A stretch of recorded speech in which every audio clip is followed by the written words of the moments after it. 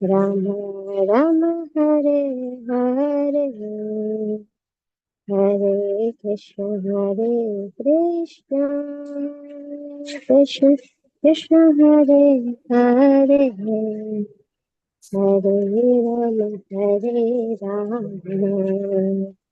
રામ રામ રામ હરે હરે હરે કૃષ્ણ માતાજી. હરે જિજ્ઞેશ કૃષ્ણ. પ્રભુજી આપણે ગાતા હતા ન્યાય એવો રાગમાં ગાવું છે. આવી ગયા લે માતાજી આવી ગયા છે. હરે હરે કૃષ્ણ કિંજલ માતાજી, દંડવત પ્રણામ. હરે હરે કૃષ્ણ. કૃષ્ણ માતાજી. આપનું ખૂબ ખૂબ હૃદયપૂર્વક નું સ્વાગત છે. હરે કૃષ્ણ દંડવત પ્રણામ માતાજી. હરે હરે કૃષ્ણ કૃષ્ણ માતાજી.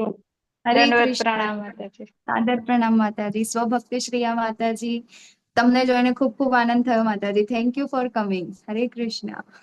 માતાજી આજે શ્લોકાની સેવા હતી ને એટલે હરી બોલ. થેન્ક યુ માતાજી. Thank you so much. Yes, આજે કોની સેવા હતી માતાજી? એક તો સ્વભક્તિ માતાજી અને બીજા લલિત કુમાર પ્રભુજી લલિત. અનુવાદ લીધો હતો અને મેં શ્લોકા લીધા હતા. ઓકે, આપ બંનેનો ખૂબ ખૂબ ધન્યવાદ. ઓકે, પ્રકાશ મિસ્ત્રી પ્રભુજી, યોગીની માતાજી, માલતી માતાજી અને જે લોકો વિડીયો ઓફ કરીને જોડાયા છે તે લોકો પણ માતાજી સ્ક્રીન શેર કરજો. હા માતાજી, હોસ્ટ આપજો. ઓકે, હોસ્ટ હા. આજે તો કોઈને આપ્યું જ નથી. આજે હું હમણાં જ જોઈન થઈ એટલે લોગિન નતું કર્યું. ઓકે ઓકે, કઈ વાંધો નહીં માતાજી. માનસી માતાજી ક્યાં ગયા? આ જીપીસી વાળું જ છે ને માનસી માતાજી તમારું? હા માતાજી, જ છે. મેં હેન્ડસ કર્યો. હા. હરે કૃષ્ણ. હરે કૃષ્ણ. Okay, done. ચાલો, તો આપ સૌનું ફરીથી ખૂબ ખૂબ હૃદયપૂર્વકનું સ્વાગત છે. આજે કેમ આટલા ઓછા ભક્તો આવ્યા છે? હે, મેસેજ કર્યો છે ગ્રુપમાં? મોકલો બધાને, બોલાવો. હા માતાજી, કર્યો મેસેજ. ઓકે, ચાલો તો આપણે ત્યાં સુધી શ્રી રાધા ગોવિંદજીના ચરણોમાં વંદન કરીને, શિલા પ્રભુપાદજીના ચરણોમાં વંદન કરીને આજે આપણે મંગલાચરણથી શરૂઆત કરીશું. શ્રી રાધા ગોવિંદ કી જય, શિલા પ્રભુપાદ કી જય. ઓમ અજ્ઞાનતિમિરાન્ધસ્ય જ્ઞાનાંજનશલાકયા ચક્ષુરુન્મિલિतं येन તસ્मै શ્રી ગુરુવે નમઃ. શ્રી ચૈતન્ય મનોભીષ્ટં સ્થાપિतं येन भूतले स्वयं रूप कदामयं ददाति स्वपदान्तिकं वन्देऽहं श्रीगुरुः श्रीयुतापदकमलं श्रीगुरुन् वैष्णवांश्च श्रीरूपं साग्रजातं सहगण रघुनाथान्वितं तं सजीवं साद्वैतं सावधूतं परिजनसहितं कृष्णचैतन्यदेवं श्रीराधा कृष्णपादान् सहगण ललिता श्रीविशाखान्वितांश्च हे कृष्णा करुणा सिन्धो दीनबन्धो जगत्पते गोपेश गोपिका कान्त राधा कान्त नमोस्तुते तप्त काञ्चन गौराङ्गी राधे वृन्दावनेश्वरी वृषभानुसुते देवी प्रणमामि हरिप्रिये वाञ्छाकल्पतरुभ्यश्च कृपा सिन्धुभ्य एव च पतितानां पावनेभ्यो वैष्णवेभ्यो नमो नमः. नमः ॐ विष्णुपादाय कृष्णपृष्ठाय भूतले श्रीमते भक्तिवेदान्त स्वामिनीति नामिने नमस्ते सरस्वते देवे गौरवाणी प्रचारिणे निर्विशेष शून्यवादी पाश्चात्य देशतारिणे जय श्री कृष्ण चैतन्य प्रभु नित्यानंद श्री अद्वैत गदाधर श्रीवास आदि गौर भक्त वृंद हरे कृष्णा कृष्ण कृष्ण हरे हरे हरे राम राम राम हरे हरे. हरे कृष्ण. હરે કૃષ્ણ માતાજી. હરે કૃષ્ણ. આપ સૌનું ફરીથી ખૂબ ખૂબ હૃદયપૂર્વકનું સ્વાગત છે શ્રી શ્રી રાધા ગોવિંદા મંદિર ઇસ્કોન બેંગલુરુ તરફથી 18 દિવસમાં શીખો ભગવદ્ ગીતા. બરાબર, તો આપણે બેઝિક ભગવદ્ ગીતાનું જ્ઞાન મેળવી રહ્યા છે. આજે 5મો દિવસ છે. અધ્યાય 1 થી લઈને અધ્યાય 4 સુધીની આપણે ચર્ચાઓ કરી ચૂક્યા છે. અધ્યાય 1 ના અંદર શું હતું? એક સીન ક્રિએટ થયો હતો કે જેના અંદર 3 વ્યક્તિઓની મનસ્થિતિ હતી. અર્જુનજીએ શું કર્યું?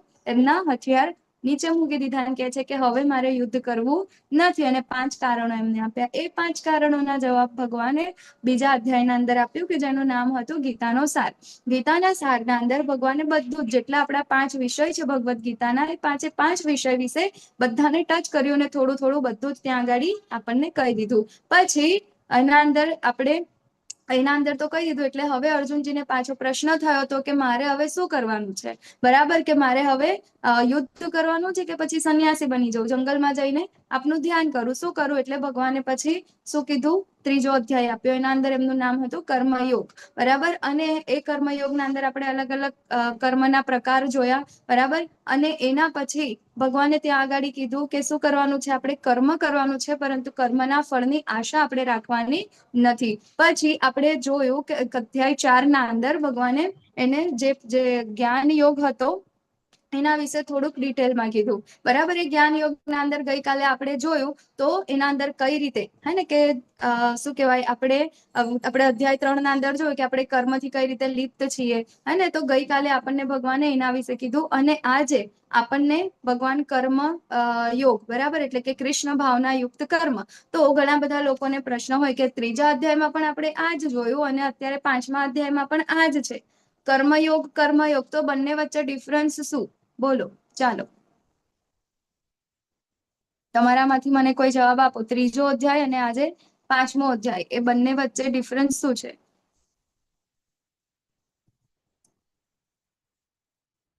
હરે કૃષ્ણ.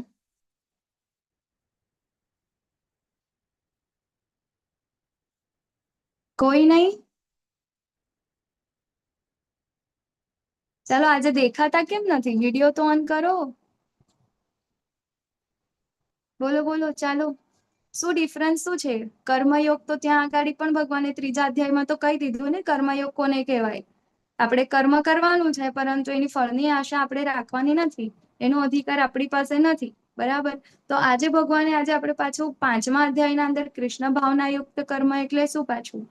તો આપણે ગઈકાલે જોયું હે ને કે છેલ્લે ભગવાને શું કીધું કે તું આ જે આપણે ગઈકાલે શું કહેવાય, આપણે જ્ઞાન યોગ જોયો હે ને કે એના અંદર કોને જ્ઞાન કહેવાય છે, હે ને. તો ગઈકાલે ભગવાને આપણને એમના ઐશ્વર્ય વિશે જોયું, પછી આપણો અને ભગવાન સાથેનો સંબંધ શું છે એ જોયું, ને પછી એમને કીધું કે તું આના ઉપર યોગારૂઢ થા અને શું કરવાનું છે તારે? તું યુદ્ધ કર. એટલે અહીંયા ગાડી હવે ફરીથી અર્જુનજીને ક્વેશ્ચન થાય છે, જે આગળ બીજા અધ્યાયના અંદર છેલ્લે થયો તો ત્રીજા અધ્યાયના શરૂઆતમાં, એવી જ રીતે અહીંયા ગાડીથી ફરીથી કહે છે કે હવે આમાંથી શ્રેષ્ઠ મારે શું કરવાનું છે, બરાબર.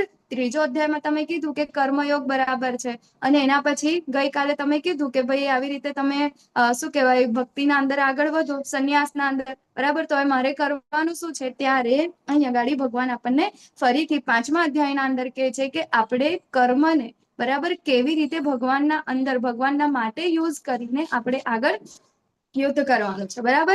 તો અધ્યાય 5 ને આપણે ટોટલ 4 વિભાગના અંદર વહેંચ્યો છે, બરાબર. સંન્યાસ કે કર્મયોગ, કર્મ સંન્યાસ કરતા સરળ છે.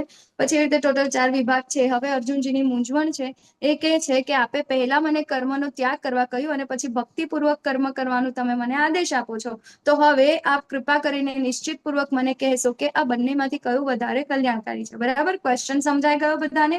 હવે એના જવાબના અંદર આપણને અહીંયા ઘડી સ્લાઇડ ઉપર જોવાય છે એક નેક્સ્ટ ટુ નેક્સ્ટ સ્લાઇડ કરજો માતાજી.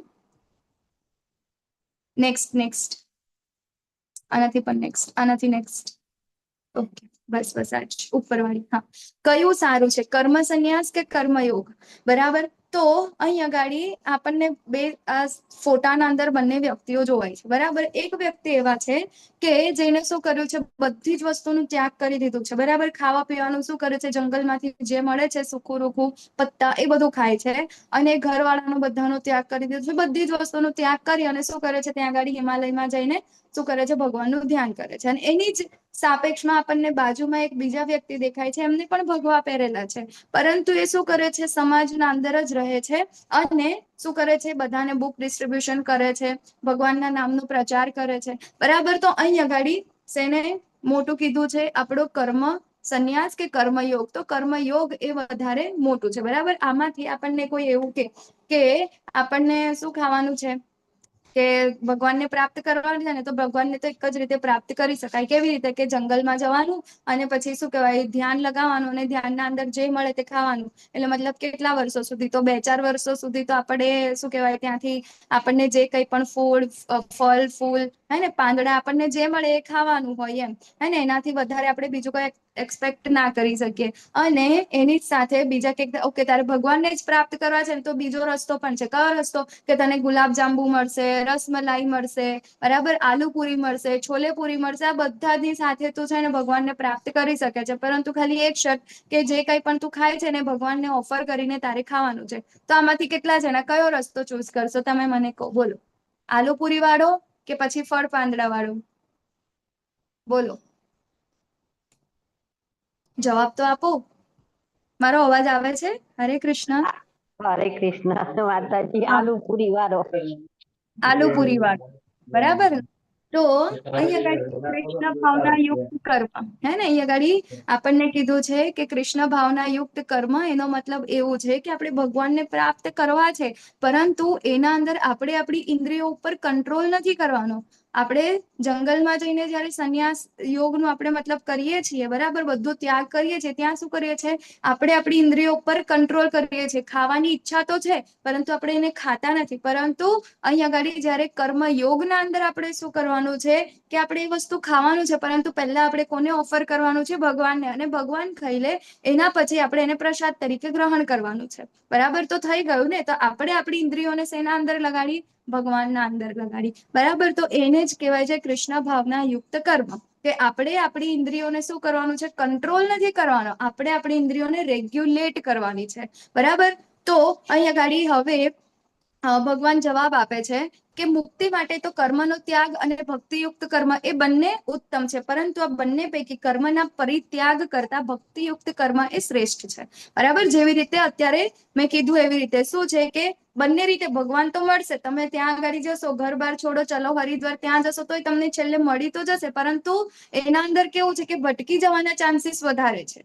બરાબર. એના અંદર ક્યારે મળશે એનો કોઈ શું કહેવાય, કોઈ ગેરંટી નથી. પરંતુ ભક્તિયુક્ત કર્મ, અહીંયા આગળ ભગવાન જાતે કહી રહ્યા છે કે ભક્તિયુક્ત કર્મ એ શ્રેષ્ઠ છે. બરાબર.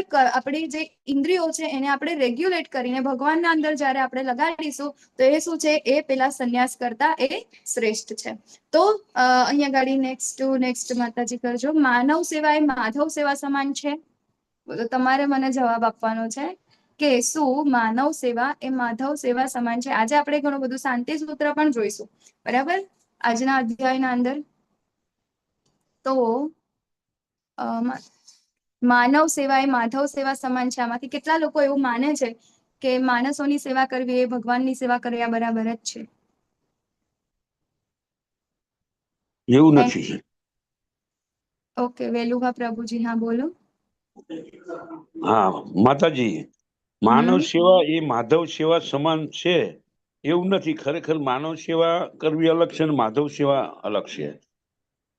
ઓકે, તો એ બંને સરખી છે કે નથી? ના, બંને સરખી નથી, અલગ અલગ છે. ઓકે, બંને અલગ અલગ છે.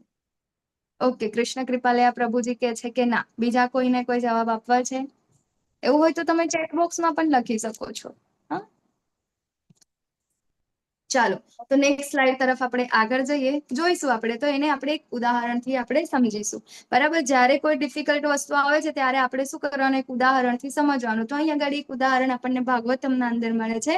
એ છે આપણા નૃગ રાજાનું. બરાબર ને? તો નૃગ રાજા હતા. એ એમના સમયના અંદર મતલબ એમની પાસે બહુ જ બધું શું કહેવાય, બહુ ધનવાન અને બહુ જ બધું હતું. તો એમનો રોજ નિત્ય ક્રમ હતો. શું ક્રમ હતો? કે રોજ એમને 10,000 બ્રાહ્મણ, રોજ છે ને 10,000 બ્રાહ્મણોને ગાયોને શું કરે છે? ભેટ આપે છે. બરાબર. હજારોની સંખ્યાના અંદર એ લોકો ગાયોને ભેટ કરે છે, બ્રાહ્મણોને. બરાબર. તો હવે અહીંયા ગાડી જે નૃગ રાજા છે એ બધું શેના માટે કરતા હતા? બોલો. આપણે કર્મ, સારા પુણ્ય કર્મ કરીએ છીએ, શેના માટે કરીએ છીએ? આપણે કોઈ પણ પુણ્ય કર્મ કરીએ શેના માટે કરીએ? કોઈક ફળની આશા માટે. બરાબર. કે મને સ્વર્ગની પ્રાપ્તિ થશે, મારા પુણ્ય કર્મોના અંદર વધારો થશે. બરાબર, આગળ મને સુખની પ્રાપ્તિ થશે, એના માટે આપણે પુણ્ય કર્મ કરીએ. તો અહીંયા આગળ પણ જે નૃગ રાજા છે એ પણ શું કરતા હતા, હજારોની સંખ્યામાં ગાયોને બ્રાહ્મણને ભેટ આપતા હતા. બરાબર, તો એ પણ ગાયો કેવી પાછી આપણે જે અહીંયા આગળ અત્યારે આપણને જે જોવા મળે છે એવી ગાયો નહીં, હિષ્ટ પૃષ્ઠ બહુ બધું દૂધ આપતી, અને એ પણ કેવી પછી સોનેથી મઢેલી. બરાબર ને, તો એવી ગાયોને એ શું કરે છે, હજારોની સંખ્યામાં ત્યાં આગળ દાન કરે છે. તો એક દિવસ કેવું થયું, એક બ્રાહ્મણ આવ્યા અને બ્રાહ્મણને એમને ગાયોને દાન કરી દીધા. હવે એ બ્રાહ્મણ લઈ ગયો તો એના કોડમાંથી એ જે જે ગાય ખરી ને, એક તો એ ચાલતી ચાલતી પાછી આ રાજાનો જે વાડો હતો, રાજાની ગાયો જ્યાં બાંધેલી હતી ત્યાં આગળ આવી ગઈ. હવે બીજા દિવસે રાજાનો તો નિત્યક્રમ, હવે રાજાને તો ખબર નથી કે અહીંયા ગાડી આવી ગઈ છે. તો બીજા દિવસે જ્યારે બીજા કોઈ બ્રાહ્મણ આવે છે અને રાજા શું કરે છે એને, પ્લીઝ તમારું માઇક અનમ્યુટ કરજો. તો બીજા દિવસે જ્યારે બીજા બ્રાહ્મણ આવે છે ત્યારે શું કરે છે, એને એ ગાયોને ભેટ કરે છે. ત્યારે પેલો બ્રાહ્મણ જે છે, પેલી જે ગાય ત્યાંથી આવી ગઈ હતી, એ ગાય જે છે એ બીજા દિવસે જે બ્રાહ્મણને ભેટ કરે છે ને, એ દાન કરે છે ને, એના અંદર જતી રહી હોય છે. પેલો બીજો બ્રાહ્મણ જે છે, જેને એક દિવસ આગળ આપી હતી ને, એની ગાય અહીંયા ગાડીથી જતી રહી હતી. તો એ શોધતો આવે છે અને પછી એને ગાય જોવાય છે કે ઓકે આ તો રાજાના ત્યાં છે, અને રાજાએ હવે આને બીજાને દાન કરી દીધી છે. તો અહીંયા ગાડી એ જે બ્રાહ્મણ જે છે, બરાબર, એ કહે છે કે તમે આવું કઈ રીતે કરી શકો છો, કારણ કે કોઈ પણ બ્રાહ્મણને તમે જ્યારે દાન કરો છો તો દાન કરેલું તમે પાછું લઈ શકો નહીં, એ તો મહાપાપ છે, તમે આ કેવી રીતે કરી શકો. ત્યારે રાજા કહે છે, બધું જ કહે છે કે મને નથી ખબર આવું તેવું, એ બધું જ કહે છે. તમારે જોઈતું હોય તો બીજી એની જગ્યામાં બીજી વધારે લઈ જાવ, આ તે બધું. પરંતુ એના અંદરથી પેલો બ્રાહ્મણ કહે છે કે કઈ નહીં, તમે આ આપી દો, તો પણ કોઈ એમાંથી માનવા તૈયાર હોતું નથી. એટલે પછી જે બ્રાહ્મણ જે છે, જેની ગાય જતી રહે, એને શ્રાપ આપે છે કે બરાબર. તો હવે અહીંયા ગાડી કે છે કે નેક્સ્ટ બર્થના અંદર તમે ગરોળી થશો, બરાબર, અને એવી રીતે ત્યાં આગળ મતલબ એવું કહે છે.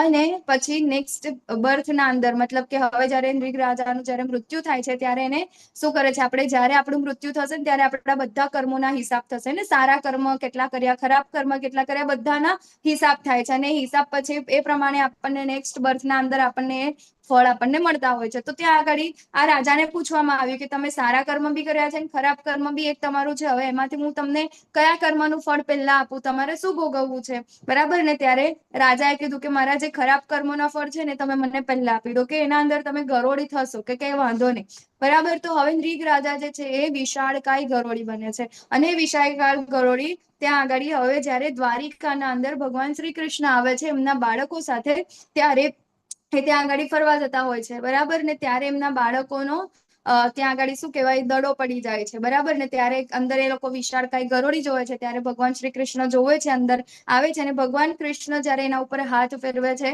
ત્યારે એ જે ગરોળી છે વિશાળકાય, એ શેમાં પરિવર્તિત થઈ જાય છે, આ નૃગ રાજાના અંદર. અને પછી જ બધી આખી હકીકત છે એ કઈ બતાવે છે. ત્યારે નૃગ રાજાએ પોતે સ્વીકારે છે કે મારી આવી ફળદાયી પ્રવૃત્તિઓના કારણે મને આવી રીતે આ જે કર્મો જે છે એ મને ભોગવવા પડ્યા છે, બરાબર. તો હવે અહીંયા ગાડી આપણને એ વસ્તુની ખબર પડે. હવે એમને ખબર પડે કે પ્રભુ મેં તો આવું કર્યું, પરંતુ ભગવાનના દર્શન એમને કેવી રીતે થયા, બરાબર. તો એકવાર એમના અંદર એવું હતું કે કોઈક વ્યક્તિઓ ત્યાં આગળ ભગવાનના પ્રચાર માટે આવ્યા હતા, બરાબર. અને એ પ્રચાર માટે એમને શું કર્યું કે કોઈક ભગવાનના પ્રચાર માટેની પ્રતો એમને છપાવવા માટે હેલ્પ કરી હશે.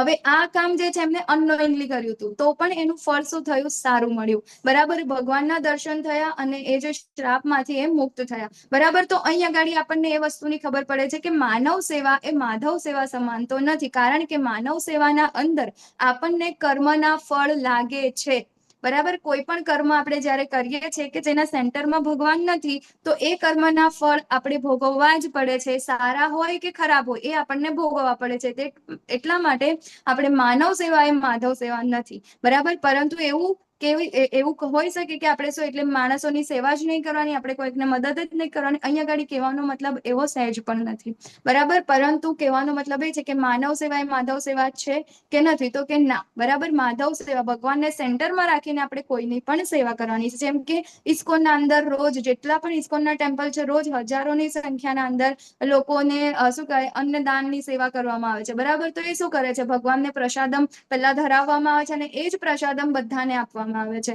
બરાબર. તો એવી જ રીતે આપણે માનવ સેવા કરી શકીએ છીએ, હા ને. તો એ વખતે થશે કે હા માધવ સેવા છે, બરાબર. પરંતુ એના સિવાયની આપણે જે કાંઈ પણ કરીએ છીએ એના કર્મના ફળ આપણને લાગે છે ને 100% લાગે છે. પછી અહીંયા ગાડી કહે છે કે ત્યાગની યોગ્ય સમજણ. એકચ્યુઅલમાં ત્યાગ એટલે શું, એને કઈ રીતે આપણે ત્યાગ કરી શકીએ? સંન્યાસનો મતલબ શું છે? ત્યાગ કરવો, બરાબર. તો અહીંયા ગાડી ભગવાન ત્યાગની પણ ડેફિનેશન આપે છે. શું કે છે કે જ્યારે મુક્તિ મેળવવા માટે આતુર વ્યક્તિઓ પરમ પુરુષ ભગવાનને લગતી વસ્તુઓનો ત્યાગ કરે છે, તેમને ભૌતિક માની લે છે, ત્યારે તેમનો ત્યાગ કેવો છે? અપૂર્ણ છે. અહીંયા ગાડી આપણી પાસે જે કાંઈ પણ છે, બરાબર, આપણી પાસે અત્યારે ઇવન આ શરીર મળ્યું છે, પ્રકૃતિ છે, બધું જ છે આપણી પાસે. જે કાંઈ પણ અવેલેબલ છે બધું જ કોના માટેનું છે? એ ભગવાનનું છે, બરાબર. તો એ બધી જ વસ્તુઓ જ્યારે આપણી પાસે છે જ નથી. આપણે પહેલા દિવસે પણ જોયું હતું, એક કેરીનું ઝાડ હતું, બરાબર ને, છેલ્લે કોનું હતું? ભગવાનનું હતું. એના અંદર જે ફ્રૂટ લાગ્યા હતા. તો અત્યારે આપણી પાસે જે કાંઈ પણ છે આપણું છે જ નથી. તો પછી આપણે કેવી રીતે માની લઈએ કે આપણે આનો ત્યાગ કરીએ? આપણું હોય તો આપણે એ વસ્તુનો ત્યાગ કરી દે છે ને, બરાબર. તો અહીંયા ગાડી આપણને જે કાંઈ પણ મળ્યું છે કોનું છે? એ ભગવાનનું જ છે. પરંતુ આપણે શું કરીએ છીએ? એને ભૌતિક માની લઈએ છીએ, બરાબર. ત્યારે આ ત્યાગ કેવો છે? અપૂર્ણ છે. માટે આપણી પાસે જે કાંઈ પણ છે એ બધું શું કરવાનું છે? ભગવાનને ઓફર કરવાનું છે. તો અહીંયા ગાડી કર્મ યોગ કે કર્મ સંન્યાસ કયું શ્રેષ્ઠ છે? તો અહીંયા ગાડી ભગવાન એવું કહે છે કે જે મનુષ્ય ન તો કર્મફળનો તિરસ્કાર કરે છે અને ન તો કર્મફળની ઈચ્છા રાખે છે, તેને નિત્ય સંન્યાસી જાણવો જોઈએ. હે મહાબાહુ અર્જુન, આવો મનુષ્ય સર્વ દ્વંદ્વોથી રહિત થઈને ભૌતિક બંધનને સહજમાં પાર કરીને સંપૂર્ણપણે મુક્ત થઈ જાય છે, બરાબર. શું કરે છે? કર્મ તો કરે છે, પરંતુ કર્મના ફળ જે છે એ ફળને ભોગવવાની આશા અહીંયા ગાડી રાખતો નથી, બરાબર. જેમ કે કઈ પણ, પેલા આપણે કેરીનું જ એક્ઝામ્પલ લઈએ, બરાબર. તો કેરીનું ઝાડ એને વાવ્યું બધું જ, બરાબર ને. તો એના ફળ નહીં કે હા અહીંયા ગાડી આટલી કેરી આવશે, આ બધું તો એને હું ભોગવીશ નહીં. પરંતુ એ જે કાંઈ પણ આવશે એ બધું કોને ઓફર કરશે? એ ભગવાનને કરશે. એના ફળની આશા એ રાખતો નથી, એને ભોગવવાની આશા રાખતો નથી. માટે કર્મ તો કરશે, કર્મનો ત્યાગ અહીંયા ગાડી એ કરતો નથી. જેમ કે આપણે પહેલી સ્લાઇડના અંદર જો 2 સંન્યાસી હતા, બરાબર. એક શું કરે છે? બધું જ ત્યાગીને શું કરે છે? ત્યાં આગળ હિમાલયમાં જઈને ભગવાનનું ધ્યાન કરે છે. અને બીજા કેવા છે કે એને પણ બધો જ ત્યાગ કર્યો છે, પરંતુ એ ત્યાગને એ શેના અંદર લગાવે છે? એ બધું જ એના ભગવાનના અંદર લગાવે છે, ભગવાનની સેવા માટે લગાડે છે. એટલે કે એના ફળની એ આશા રાખતા નથી. માટે અહીંયા ગાડી કહે છે કે આવા જે વ્યક્તિ જે છે એ કેવા છે? સર્વ દ્વંદ્વોથી રહિત થઈને શું કરે છે? ભૌતિક બંધનને સહજમાં પાર કરે છે. ભૌતિક બંધન એટલે કે આપણું આ જન્મ મૃત્યુનું જે આ ચક્ર છે, બરાબર, એ ભૌતિક બંધનને સહજમાં પાર કરે છે. અને અલ્ટિમેટ ગોલ આપણો જે છે ભગવત પ્રાપ્તિ, ભગવાનને પ્રેમ કરવો, એ શું થઈ જાય છે? એને મુક્તિ મળે છે.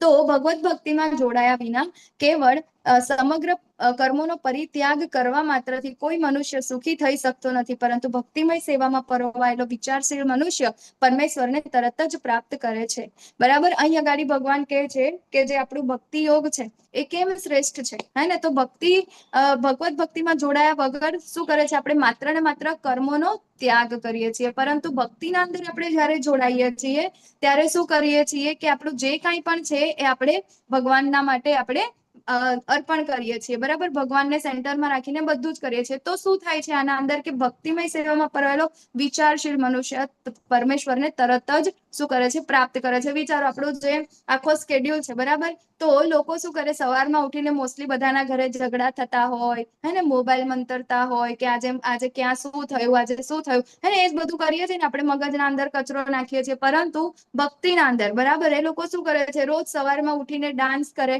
ડાન્સ કર્યા પછી શું કરે? શ્રવણમ કરે, બરાબર, ભગવાનના દર્શન કરે. આપણા ઇસ્કોનનું સ્કેડ્યુલ છે, બરાબર. સવારે મંગલા આરતી કરે, એના પછી ભાગવતમના ક્લાસ હોય, બરાબર. તો આ બધી જ વસ્તુઓ જે છે એ સવારમાંથી ઉઠીને ડાન્સ કરવું, સાંભળવું, એસોસિએશનના અંદર રહેવું, તો આ બધી જ વસ્તુ જે છે એ શું છે? એ ભગવાનના અંદર એને અર્પણ કરે છે. તો એનાથી શું થાય છે? ભગવાન પ્રાપ્ત થાય છે, બરાબર. તો હવે અહીંયા ગાડી આપણને ખબર પડી ને કે આપણે જો બધી જ વસ્તુનો ત્યાગ કરીએ અને ઘર બાર છોડો ચલો હરિદ્વાર, તો એ શું છે? થોડું ડિફિકલ્ટ છે, આપણા માટે થાય એવું નથી. પરંતુ એ બધી જ વસ્તુને આપણે આપણી ઇન્દ્રિયોને શું કરવાની છે? રેગ્યુલેટ કરીને આપણે જયારે ભગવાનના અંદર લગાવીશું ત્યારે શું થશે? આપણે એ ભક્તિ થશે, બરાબર. ભક્તિમય સેવાઓ થશે અને આપણે શું કરીશું? પરમેશ્વરને તરત જ પ્રાપ્ત કરી શકીશું. તો નેક્સ્ટ ભગવાને કીધું છે કે જે મનુષ્ય ભક્તિ ભાવે કર્મ કરે છે, જે વિશુદ્ધ આત્મા છે અને જે પોતાના મન તથા ઇન્દ્રિયોને વશમાં રાખી શકે છે, તે સૌને પ્રિય હોય છે અને બધા જીવો તેને પ્રિય હોય છે. એવો મનુષ્ય હંમેશા કાર્યરત રહેતો હોવા છતાં કદાપી લિપ્ત થતો નથી. શું કે છે અહીંયા ગાડી ભગવાન કે જે ભક્તિ ભાવે કર્મ કરે છે, જે ભક્ત હોય છે ને, એ શું કરે છે? બધા જ લોકોને, જેટલા પણ જીવ છે, બધા જ લોકોને શું છે? આધ્યાત્મિક રીતે, આધ્યાત્મિક દ્રષ્ટિએથી જોવે છે, બરાબર. તો જેમ કે અહીંયા આગળ તો શું કે આપણે તો જાત પાતના અંદર આપણે આપણા સમાજને વહેંચી દીધો છે, બરાબર. ઇવન મનુષ્ય પણ મનુષ્યને એક સમાન નજરથી નથી જોતા. આપણે એને કેટલા બધા અલગ અલગ જાતિથી, અલગ અલગ કાસ્ટથી એ રીતે જોઈએ છે. પરંતુ જે ભક્ત હોય છે એ બધા જ લોકોને શું છે, આધ્યાત્મિક દ્રષ્ટિથી જોવે છે, બરાબર. વાસુદૈવ કુટુંબકમ, અને ભગવાન શું છે, એમના પરમેશ્વર છે અને બધા જ ભગવાનના અંશો છે, એ રીતે જોવે છે. તો અહીંયા આગળ માત્ર મનુષ્ય નહીં, પરંતુ જેટલા પણ જીવ જે છે એ બધાને પણ સમાન દ્રષ્ટિથી જોવે છે. તો હવે એ બધાને જ્યારે સમાન દ્રષ્ટિથી જોવે છે ત્યારે શું કરે છે, ત્યારે એ બધા માટે એને પ્રેમ આવે છે, બરાબર. એટલે અશાંતિ ને એ બધી વસ્તુઓની તો અહીંયા આગળ કોઈ પ્રોબ્લેમ જ નથી, બરાબર. એટલે શું કરે છે કે પોતાના મન અને ઇન્દ્રિયોને શું કરે છે, વશમાં રાખે છે, બરાબર. અને સૌને પ્રિય હોય છે. કેમ સૌને પ્રિય હોય છે? કારણ કે બધાને સમાન દ્રષ્ટિથી જોવે છે. કોઈના માટે એને દ્વેષ નથી, કોઈના માટે એને ઈર્ષા નથી, બરાબર. તો હવે શું કરે છે, આવી જ રીતે હંમેશા ભગવાનના કામોના અંદર શું કરે છે, કાર્યરત રહે છે અને કદાપી લિપ્ત થતો નથી. એટલે કે આ ભૌતિક જે કાર્યો જે છે, બરાબર, કર્મના ફળ સાથે એ ક્યારેય લિપ્ત થતો નથી. નેક્સ્ટ, તો આ જગતમાં રહીને વ્યક્તિ પોતાની ફરજ કેવી રીતે નિભાવી શકે, બરાબર. તો આપણે તો કહીએ છીએ, આપણે તો કલયુગના લોકો છે, ડગલે ને પગલે આપણને કર્મ તો નડે છે ને, બરાબર. આપણે તો કચરા પોતા કરવા જાય તો કેટલા કીડી મકોડા મરી જાય, હે ને. ભોગ બનાવવા જઈએ છીએ, પ્રસાદમ બનાવવાના હોય ત્યારે કેટલી બધી વસ્તુઓ થઈ જાય છે. ના ઈચ્છતા હોવા છતાં આપણે કેટલા શું કહેવાય, આપણા માઇન્ડમાં કેટલા વિચારો આવે છે. તો એ બધી વસ્તુ પણ આપણે કઈ રીતે કંટ્રોલ કેવી રીતે કરો, હે ને. તો અહીંયા ગાડી એ જ છે કે આપણે આ જગતમાં રહીને પોતાની ફરજો, બરાબર, જે આપણી જે ખરેખર આપણું જે કામ જે છે આપણે કેવી રીતે કરી શકીએ, જે ભગવાનને પ્રિય છે, ભક્તિમય સેવા કઈ રીતે કરી શકે. તો અહીંયા ગાડી ભગવાન ખૂબ સરસ અહીંયા ગાડી શું કરે છે, એક્ઝામ્પલ આપે છે. જ્યારે કશું ડિફિકલ્ટ વસ્તુ આવે, ના સમજાય, એટલે ભગવાન શું કરે છે, ઉદાહરણ આપે છે. તો અહીંયા ગાડી ભગવાન આપણને કમળપત્રનું ઉદાહરણ આપે છે. તો શું કહે છે કે જેવી રીતે આ કમળપત્ર જે છે એ પાણીના અંદર રહીને પણ પાણી એને પાણીથી લિપ્ત થતું નથી, પાણી એને સ્પર્શ કરી શકતું નથી. તો એવી જ રીતે આપણે પણ, બરાબર, મનુષ્યએ શું કરવાનું છે કે આ ભૌતિક સંસારના અંદર રહીને અનાસક્ત રહીને, બરાબર, એટલે કે આપણે આસક્તિ રાખવાની નથી, બરાબર. કર્મફળની સાથે આપણે જ્યારે આસક્તિ રાખીએ છીએ ત્યારે આપણે એનાથી લિપ્ત થઈએ છીએ, બરાબર. જ્યારે આ પત્ર જે છે એ પાણી સાથે દોસ્તી કરી લે, બરાબર, તો પછી એનો કોઈ મતલબ જ નથી ને. પરંતુ આ આપણે કેવી રીતે રહેવાનું છે કે કમળપત્ર જેવી રીતે પાણીના અંદર રહીને, આ ભૌતિક સંસારના અંદર રહીને આપણે શું કરવાનું છે, અનાસક્ત રહેવાનું છે. કર્મફળની આપણે અહીંયા ગાડી આશા રાખવાની નથી. ત્યારે આપણે જેવી રીતે આ કમળનું જે આ પાંદડું જે છે, બરાબર, કમળપત્ર જે છે એ પાણીથી અલિપ્ત રહે છે, એવી જ રીતે આપણે પણ શું થઈશું, આ કર્મ ફળના જે પણ કર્મફળ છે આપણે એનાથી શું થઈશું, આપણે અલિપ્ત રહીશું. એટલે આપણને એના કર્મ લાગશે નહીં, બરાબર. એટલે પાપ કર્મોથી આપણે શું થઈશું, અલિપ્ત રહીશું. એ કેવી રીતે કરી શકાય, બરાબર. તો હવે જે વ્યક્તિ આને ફોલો કરે છે, જે યોગીજનો છે, બરાબર, કે જે આ બધી વસ્તુઓ ફોલો કરે છે, ભક્તિમય સેવાઓ કરે છે, તો એના ગુણધર્મો કેવા છે, એ લોકો કેવા છે, તો અહીંયા ગાડી એના લક્ષણો આપ્યા છે. કેવા? તો યોગીજનો અનાસક્ત થઈને શરીર, મન, બુદ્ધિ અને ઇન્દ્રિયો દ્વારા પણ કેવળ આત્મશુદ્ધિના હેતુ માટે કાર્ય કરે છે, બરાબર. શું કરે છે કે કઈ બી વસ્તુ છે, બરાબર, શરીર, મન, બુદ્ધિ અને ઇન્દ્રિયો એ બધું જ શેના અંદર લગાડે છે, ભગવાનના અંદર લગાડે છે, ભક્તિમય સેવામાં લગાડે છે. અને એનો ઉપયોગ શેના માટે કરે છે, આત્મશુદ્ધિ માટે, બરાબર. કે કઈ રીતે પોતાની આત્મશુદ્ધિ કરી શકાય. તો આપણને નેક્સ્ટ સ્લાઇડના અંદર પણ જેવી રીતે આવશે, જેમ કે આપણા બહાર આપણે જોઈએ છીએ ને કેટલી બધી અશાંતિ છે, હે ને. આપણે જોઈએ છે કેટલા બધા શું કહેવાય, દેશના અંદર, હે ને, ગામના અંદર, સ્ટેટના અંદર કેટલી બધી આપણે લડાઈઓ થાય છે, ઝઘડા થાય છે, એ બધું તો દૂર, પરંતુ આપણે પડોશી ઘરના અંદર ભાઈ એ બધા વચ્ચે કેટલા બધા યુદ્ધ ને કેટલું બધું થાય છે, બરાબર. તો અશાંતિ કેટલી બધી છે. તો અશાંતિ કરવા આપણે એ અશાંતિ આપણે ઈચ્છતા નથી. તો એના માટે સૌથી પહેલા શું કરવું પડે, આપણે પોતાના અંદર, બરાબર, પોતાના અંદર શાંતિ આપણને મેળવવી પડે, બરાબર. તો આપણે જ્યારે આવી ભક્તિમય ક્રિયાઓ કરીશું ત્યારે આ યોગીજનો છે, યોગી અહીંયા ગાડી કોને કીધું છે, ભગવાને. એને નહીં કે જે શું કહેવાય, ત્યાં હિમાલયમાં જઈને બધી જ વસ્તુનો ત્યાગ કરે અને ભગવાનનું ધ્યાન લગાડે છે. અહીંયા ગાડી યોગી એને કીધું છે કે જે પોતાનું શરીર, મન અને બુદ્ધિ અને ઇન્દ્રિયો એ બધું જ કોનામાં લગાડે છે, ભગવાનના અંદર લગાડે છે. અને શું કરે છે, આત્મશુદ્ધિના હેતુ માટે કાર્ય કરે છે. હવે આપણને ખબર છે કે પેલા જે સંન્યાસી છે એ શેના માટે ગાતા, પણ આત્મશુદ્ધિ માટે ગાતા. આત્મશુદ્ધિની જરૂર કેમ છે? કારણ કે ભગવત પ્રાપ્તિ કરવી છે, ભગવાન સાથે પ્રેમ કરવો છે, એટલા માટે એ જ હેતુ છે જે આ લોકો પણ અહીંયા એ જ ફોલો કરે છે, પરંતુ કેવી રીતે કરે છે? બધું જ એમનું જે શું કહેવાય શરીર, મન, બુદ્ધિ, ઇન્દ્રિય બધું શું કરે છે? ભગવાનના અંદર લગાડે છે અને એ રીતે ભગવત પ્રાપ્તિ કરે છે, આત્મશુદ્ધિ કરે છે. તો ભક્તિમાં સ્થિર થયેલો મનુષ્ય પરમ શાંતિ પામે છે, કારણ કે પોતાના સર્વ કર્મના ફળ મને અર્પિત કરે છે. પરંતુ જે મનુષ્ય ભગવાન સાથે સંલગ્ન હોતો નથી તથા તે જે પોતાના શ્રમના ફળનો લોભી છે તે બદ્ધ થઈ જાય છે. બરાબર, અહીંયા આગળ એ ખબર પડી આપણને કે આપણે શાંતિ, આજુબાજુની અશાંતિ આપણે દૂર કરવી હોય તો પહેલા મનુષ્યએ પોતાના અંદર શું કરવું પડશે? શાંતિની સ્થાપના કરવી પડશે. આમ તો આપણે કહેવા જઈએ ને કે ચિતા માણસની એકવાર બળે છે, બરાબર ને, એક જ વાર ચિતા બળે, પરંતુ મનુષ્ય એના જન્મ અને મૃત્યુની વચ્ચે જે જીવન છે એ જીવનના અંદર ચિંતાની ચિતાથી એ હંમેશા બળતો રહે છે. બરાબર, તો આ ચિંતા જે છે, ચિંતાની ચિતાથી બળતો રહે છે, એની અંદર આપણને એમાં શાંતિ કેવી રીતે મળે? તો એના અંદર માત્ર એક જ વસ્તુ છે જેનાથી આપણને શાંતિ મળે, એ ત્યારે કે જ્યારે આપણે કૃષ્ણ ભાવના યુક્ત કર્મ કરીએ ત્યારે જ આપણને એ શાંતિ મળી શકે છે. બરાબર, તો અહીંયા આગળ કહે છે કે ભક્તિમાં સ્થિર થયેલો મનુષ્ય પરમ શાંતિ પામે છે. તો આપણે ભક્તિમય કર્મ એટલે કે કૃષ્ણ ભાવના યુક્ત કર્મ આપણે જ્યારે કરીએ છીએ ત્યારે આપણને શું થાય છે? શાંતિ પ્રાપ્ત થાય છે. બરાબર, કેમ? કારણ કે આપણે બધા જ કર્મના ફળ જે છે એ કોને આપણે ભગવાનને અર્પણ કરી દીધા છે. બરાબર, એનો મતલબ કે આપણો નેક્સ્ટ બર્થ કઈ બી છે એના અંદર આપણને પાપ કર્મો જે લાગતા નથી. જેવી રીતે આગળ આપણે જોયું, બરાબર, કમળપત્ર અલિપ્ત રહે છે, એવી જ રીતે આપણે જ્યારે બધી જ વસ્તુ ભગવાનને અર્પણ કરીશું, બધું જ આપણું શરીર, મન, બુદ્ધિ, ઇન્દ્રિય બધું આપણે જ્યારે ભગવાનને અર્પણ કરીશું, આત્મશુદ્ધિ માટે કાર્ય કરીશું, ત્યારે આપણને કોઈ પણ પાપ કર્મ લાગશે નહીં અને આપણું શું થશે? શું કહેવાય, આપણું જે શાંતિ જે છે પરમ શાંતિને પામી જઈશું. બરાબર, તો અહીંયા આગળ કેવું છે? એ જ છે. બરાબર, કે આ પોતાના શ્રમના ફળ એટલે કે જે કંઈ પણ કર્મ કરે છે એ કર્મના ફળ પ્રત્યે અહીંયા આગળ એને આસક્તિ નથી, એના માટે લોભી નથી. પરંતુ જે એવું કરે છે, બરાબર, આ જ્યારે ભગવાન માટે મન, બુદ્ધિ, શરીર જે કંઈ પણ છે પોતાના માટે જ્યારે યુઝ કરે છે ત્યારે શું થઈ જાય છે? એનાથી બદ્ધ થઈ જાય છે. જેવી રીતે આપણે ત્રીજા અધ્યાયના અંદર જોયું તો આત્મા કેવો મોહથી ને લોભથી બદ્ધ થઈ જાય છે, એવી જ રીતે જો આપણે હજી પણ એવા જ કાર્ય કરતા રહીશું તો શું થઈશું? આપણે આ પાપ કર્મોથી બદ્ધ થઈશું. બરાબર, તો જ્યારે દેહધારી જીવાત્મા પોતાની પ્રકૃતિને વશમાં કરી લે છે અને મનથી બધા કર્મોનો પરિત્યાગ કરે છે ત્યારે તે 9 દ્વારવાળા નગર એટલે કે આ ભૌતિક શરીરમાં કશું કર્યા કે કરાવ્યા વગર સુખપૂર્વક રહે છે.